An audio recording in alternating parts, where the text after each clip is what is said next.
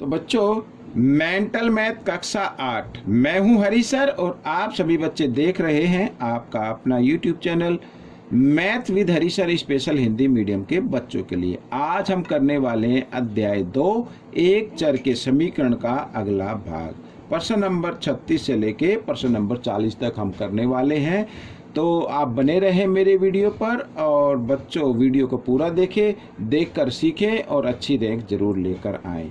आइए करना शुरू करते हैं। प्रश्न नंबर 36 क्या कहता है, देखो आपके सामने है प्रश्न नंबर 36, ये रहा आपके सामने। ठीक है, प्रश्न नंबर 36 क्या कहता है, ध्यान से इसको पढ़ना है और फिर इसको हल करना है। ठीक है, क्या कहता है, देखो 4 वर्ष बाद ए की आयु उसके 4 वर्ष पहले की आयु की 3 गुना होगी, उसकी वर्तमान आयु बतानी है।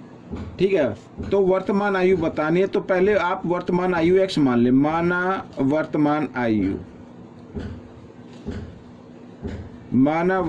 आयु x वर्ष। ठीक है ना, इस तरीके से लिख लेना है। अच्छा, 4 वर्ष पहले, 4 वर्ष यहाँ माना a की वर्तमान आयु लिख लो या तो ऐसे।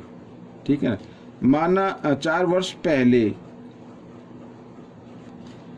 ए की आयु, 4 वर्ष पहले ए की आयु क्या होगी, जो अब है 4 साल पहले तो 4 वर्ष और छोटा होगा तो क्या करना, घटा देना है। ठीक है, ये हो जाएगी।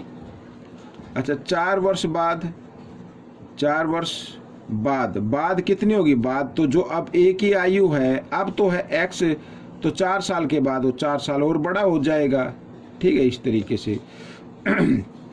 आइए मैं दोनों को इधर बराबर में रख लेता हूं, लेकिन ये बराबर नहीं है। आपको एक चीज ध्यान रखनी है, बराबर नहीं है। क्यों नहीं है, क्योंकि लिखा है 4 वर्ष बाद ए की आयु उसकी 4 वर्ष पहले की आयु की 3 गुनी होगी। ये 3 गुनी हो गई, ये वाली जो 4 वर्ष बाद की आयु है, ठीक है ना, ये 3 गुनी हो गई। किससे, इससे। तो ये 3 गुनी आपको दिखाई नहीं दे रहा है, लेकिन ये 3 गुनी है क्योंकि प्रश्न में कहा है हमें दोनों को बराबर करने हैं, तो इस आयु को 3 से गुणा कर लेते हैं। ठीक है ना, आइए 3 को x के साथ गुणा किया 3x, 3 को 4 के साथ गुणा किया 3 चौक 12, और ये इधर इस तरीके से। ठीक है ना, ऐसे। अब x को लेके आना है आपको एक साइड में, इधर बाएं तरफ ले आए। 3x ये जमा x इधर आकर ये घटा x हो जाएगा, बराबर 4, और ये घटा 12 इधर आकर ये जमा 12 हो जाएगा। 3x में से 1x घटाएंगे तो 2x बच जाएगा, और 12 और 4 कितना हो गया, 16 हो गया बच्चों। ठीक है, आइए इधर कर लेते हैं, x का मान निकाल लेते हैं, वर्तमान आयु आ जाएगी तो 16, 2 इधर गुणा में, इधर आकर ये भाग में आ गया, 2 से 16 को काटेंगे तो 8 आ जाएगा, तो x का मान कितना आ गया, 8 आ गया। तो a की वर्तमान आयु कितनी आ गई, यहाँ पर लिख लेते हैं, a की वर्तमान आयु आ गई है बच्चों 8 वर्ष। ठीक है, ये आपका आंसर बन गया। तो प्रश्न नंबर 37 क्या कहता है देखो प्रश्न नंबर 37 कहता है ए बी से 20 वर्ष बड़ा है। ठीक है, ए बी से 20 वर्ष बड़ा है, वह बी से आयु में 6 गुना भी है, दोनों की आयु का योग बताना है बच्चों। तो यहाँ पर अगर हम देखें तो बच्चों एक तरीके से हमें ए की आयु का थोड़ा सा मालूम है कि वो बी से 20 वर्ष बड़ा है, तो बी की आयु नहीं मालूम ना बिल्कुल भी, तो माना बी की आयु x वर्ष मान लेते हैं। माना बी की आयु, ठीक है, माना बी की आयु x वर्ष, और ए की आयु क्या है भाई, बी से क्या है, वो 20 साल बड़ा है। इस तरीके से 20 साल लिख दिया हमने। ठीक है ना, 20 साल बड़ा हो गया। अच्छा, प्रश्नानुसार करते हैं अब हम। इसमें साथ ये कहा है, इधर मैं बी की आयु लिख लेता हूं और बराबर इधर लिख लेता हूं ए की आयु। ठीक है, अब इसमें क्या है कि वह साथ ही बी से, अब ये 20 वर्ष बड़ा है तो ये साथ ही क्या 6 गुना भी है, किससे, इसकी आयु से। ये क्या है, 6 गुना भी है। हमें दोनों को बराबर करना है तो 6 को इससे गुणा कर दीजिए। ठीक है, यानी आप बी की आयु को 6 से गुणा कर दीजिए। ठीक है ना, मैंने बताया है, जैसे मान लीजिए अगर ये मैं इधर कर देता हूँ और ये इधर लिख देता हूँ 12। ठीक है भाई, ये क्या है, इसमें तो दिखाई दे रहा है ना कि ये 6 गुना है, किससे, इस नंबर से। अगर हमें दोनों को बराबर करना है तो इस नंबर को 6 से गुणा करना पड़ेगा, तभी आ जाएंगे दोनों बराबर। ठीक है, ठीक वही वही मेथड, वही प्रक्रिया हमने इसमें अप्लाई की है कि ये अब दिखाने में तो नहीं लग रहा 6 गुना, लेकिन प्रश्न में कहा है ये 6 गुना भी है। ठीक है, कहा है 6 गुना भी है, तो 6 गुना है ये, तो इसका मतलब क्या हुआ, हमें b की आयु को 6 से गुणा कर देना है। ठीक है, आइए करते हैं आगे। 6x ये जमा x है, इधर आकर ये घटा x हो जाएगा बराबर 20। ठीक है, और 6x में से 1x घटाएंगे कितना आ जाएगा, 5x आ जाएगा बराबर 20। और x का अगर हम मान निकालें तो x का मान निकालें तो 20, 5 इधर गुणा में, इधर आकर ये भाग में आ गया। ठीक है, 5 से भाग कर देते, 5 एकम 5, 5 चौक 20, तो x का मान कितना आ गया, 4 आ गया बच्चों। कितना आ गया, 4 आ गया। ये x क्या था, b की आयु थी, तो यहाँ पर मैं लिख लेता हूँ b की आयु। b की आयु तो आ गई बच्चों 4 वर्ष आ गई। ठीक है, अब a की आयु कितनी है, x जमा 20 है, x का मान कितना आया, 4, तो 4 जमा 20 लिखना है, 4 जमा 20 कितना हो गया, 24 हो गया, 24 वर्ष, यानी कि b 4 साल का है तो a 24 साल का है। अब हमें क्या करना है, दोनों की आयु का योगफल बताना है। ठीक है, तो निकाल लेते हैं दोनों की आयु का योगफल।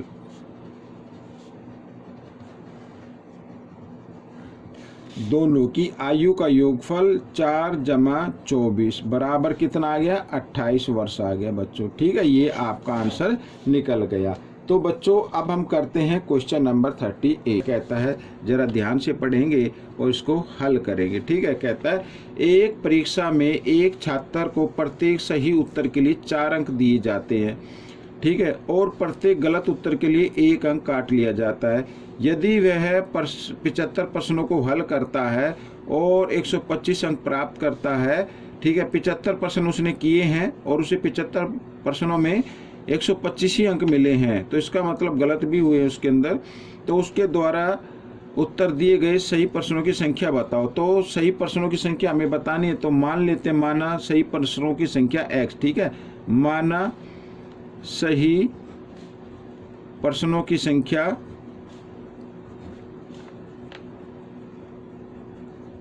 x। ठीक है, माना सही प्रश्नों की संख्या x, तो गलत प्रश्नों की संख्या क्या होगी, गलत प्रश्नों की संख्या भाई कुल कितने के 75। अगर 75 में से सही वाले माइनस कर दे तो ये गलत आ जाएगा। ठीक है, गलत प्रश्नों की संख्या आ जाएगी। अच्छा, अब प्रश्नानुसार करना है, प्रश्नानुसार।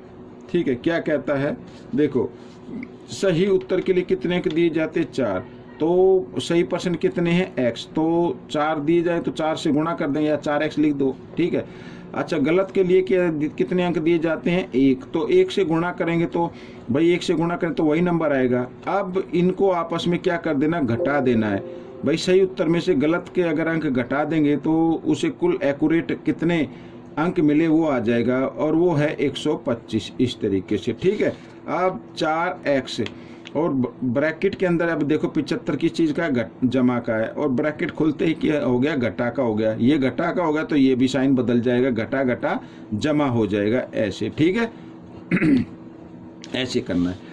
अब x को जमा कर लीजिए, 4x और 1x कितना होता है, 5x होता है बराबर 125। ठीक है, जमा घटा 75 इधर आकर ये जमा 75 हो गया इस तरीके से। तो x बराबर 125 और 75 होते हैं बच्चों 200। ठीक है, तो 5 इधर किस रूप में, गुणा में, इधर आकर ये भाग में आ जाएगा। 5 से काटा, 5 चौक 20, 0 की 0 आ गई, तो x बराबर कितना आ गया, 40 आ गया। ठीक है, इसका मतलब सही प्रश्नों की संख्या क्या है, 40 है। अगर ये पूछा जाए भी गलत प्रश्नों की संख्या भी बताओ, भाई आपका उत्तर तो ये आया है, अगर इसमें तो सही का पूछा है, सही प्रश्नों की संख्या बताओ, हो सके कि मेंटल मैथ में टीचर थोड़ा सा चेंज कर दें। अगर पूछ लिया जाए गलत प्रश्नों की संख्या बताओ, तो आपको क्या करना है, मैं लिख देता हूँ गलत प्रश्नों की संख्या। ठीक है, अगर ये पूछा जाए तो 75 घटा और x का मान कितना है, 40, तो 40 घटा देंगे तो इसका मतलब कितना आ जाएगा, 35 आ जाएगा। ठीक है, तो सही आपका उत्तर तो ये है, लेकिन अगर गलत पूछ लिया जाए तो फिर उत्तर ये बनेगा। ठीक है, आइए करते हैं प्रश्न नंबर 39। प्रश्न नंबर 39 कर लेते हैं। प्रश्न नंबर 39 क्या कहता है, देखो 460 रुपये को R, S और T में इस प्रकार विभाजित कीजिए कि आर को प्राप्त होने वाली राशि एस के हिस्से का 5 गुना और टी के हिस्से का 3 गुना है, तो आर का हिस्सा बताओ। आर का हिस्सा आपको बताना है, ठीक है ना। तो इसमें आर को जो मिला वो एस को जो हिस्सा मिला ना उसका कितना है, 5 गुना है, ठीक है, ये आपको बताना है। तो एस को नहीं मालूम है तो माना एस का हिस्सा एक्स मान लेते हैं, माना एस का हिस्सा, एस का हिस्सा कितना होगा, एक्स होगा, और आर का हिस्सा कितना होगा भाई, एस के हिस्से का कितना, 5 गुना है, ये हो गया आर का हिस्सा। और लिखा है इसमें आगे, और टी के हिस्से का 3 गुना है, टी का हिस्सा, ठीक है, टी के हिस्से का क्या 3 गुना है, ठीक है, लेकिन टी का हिस्सा कितना होगा, तो टी का हिस्सा उससे 5 गुना कम होगा भाई, ये नहीं सॉरी 3 गुना है ये टी के हिस्से का, तो टी का हिस्सा मतलब जो आर को हिस्सा मिला उसका टी 3 गुना कम होगा, या 3 से डिवाइड कर दीजिए, तो ये आ जाएगा टी का हिस्सा, इसको 3 से कर देना भाग, ऐसे, ठीक है। अब भाई ये 460 रुपये है, ये 3 हिस्सों में बांटे गए हैं इस तरीके से, ठीक है। अगर इसको ये एस है, ये आर है, और ये क्या टी है, एस को अगर एक्स मिला है तो इसको मिलेगा 5x, और ये टी का क्या है 3 गुना भी है, तो टी का कितना होगा, इससे 3 गुना कम होगा ना, तो 5x, और यानी 3 से इसको भाग कर देना है आपको, ठीक है, इस तरीके से। तो बच्चों ये आपका समीकरण बन गया। अब क्या करना है, प्रश्नानुसार करके,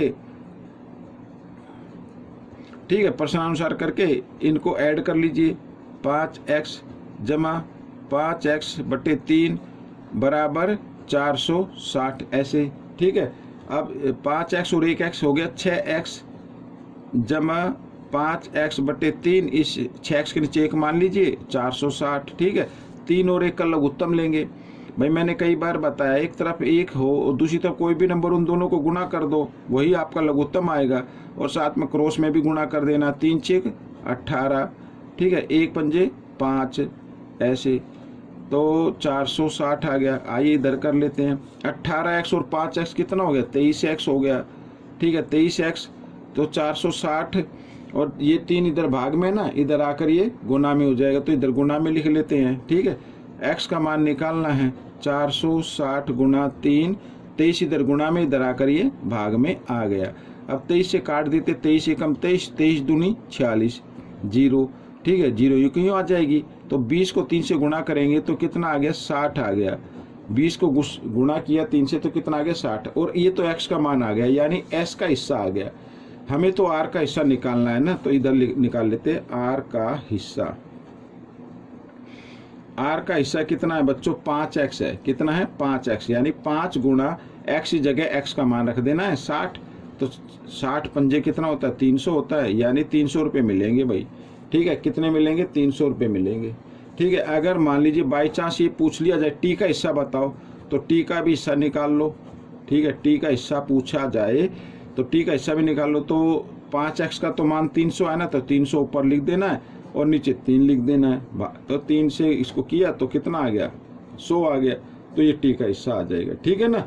तो बच्चों ये प्रश्न आपका हल हो गया। आइए करते हैं प्रश्न नंबर 40, ये रहा आपके सामने, ठीक है। प्रश्न नंबर 40 यहाँ पर लिखा, मैंने रेड पेन से लिखा हुआ है। तो प्रश्न नंबर 40 क्या कहता है, देखो, एक खेत आयत के आकार का है जैसा कि आकृति में दिखाया गया, ठीक है। यदि बाड़ लगाने की दर 6/x प्रति मीटर की हो तो आंतरिक आयत PQRS पर बाड़ लगाने का खर्च बताइए।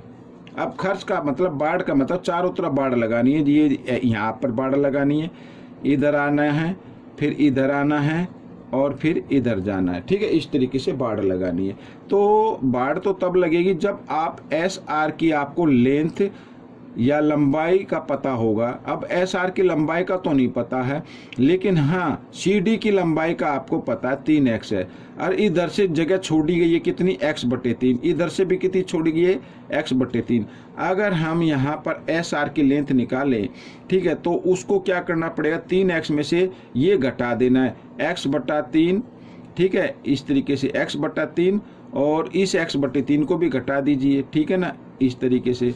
आइए कर लेते हैं, 3x, तो 1x और 1x हो गया 2x, ठीक है, 2x, और हाँ ये ध्यान रखना हर को जमा नहीं करते हैं, दोनों के हर बराबर है तो इनमें से एक हर लेना है, इधर एक मान लेना है, ठीक है। इधर इस तरीके से 3 और 1 का लेना है लघुत्तम, साथ में क्रॉस में भी गुणा कर देना, 3 तिया 9x, और 1 को 2 के साथ करेंगे तो 2x आ जाएगा। 9x में से 2x घटाएंगे तो 7x/3 आ गया। ये आ गई बच्चों लंबाई आ गई। क्या आ गई? ये लंबाई आ गई। मीटर लिख देता हूँ उसको मैं, ठीक है।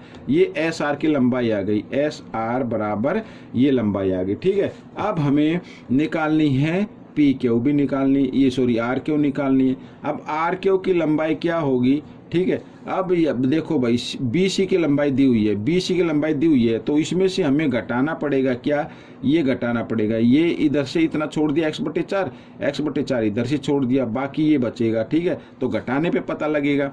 तो x/4 और जमा x/4, इसको ब्रैकेट में रखना चाहो तो ब्रैकेट में रख लो, इधर भी ब्रैकेट में रख के पहले इसको ऐड कर लो, कोई दिक्कत नहीं है। तो 2x घटा 1x और 1x 2x हमने क्यों जमा किया, क्योंकि दोनों के हर पहले ही बराबर है, ठीक है। इस तरीके से इसके नीचे 1 मान लो। अब 4 और 1 का लघुत्तम लेना है तो कितना आ जाएगा, 4 आएगा। साथ ही क्रॉस में गुणा कर देना, 4 दूनी 8x, ठीक है, और 1 दूनी 2x, इस तरीके से। अब 8x में से 2x घटाएंगे तो कितना आ जाएगा, 6x आ जाएगा, 6x/4 आ जाएगा, ठीक है। आप चाहे तो इसको थोड़ा और छोटा कर सकते क्योंकि ये तो कट रहा है 2 से, तो 2 तिया 6, 2 दूनी 4, इस तरीके से लिखना चाहे तो लिख सकते हो। 3x/2 भी लिख सकते हो। ये आ गई क्या, RQ की लंबाई आ गई, ठीक है। RQ की लंबाई आ गई मीटर में। अब हमें क्या निकालना है, अब हमें निकालना परिमाप निकालना है, किसका, PQRS का, ठीक है।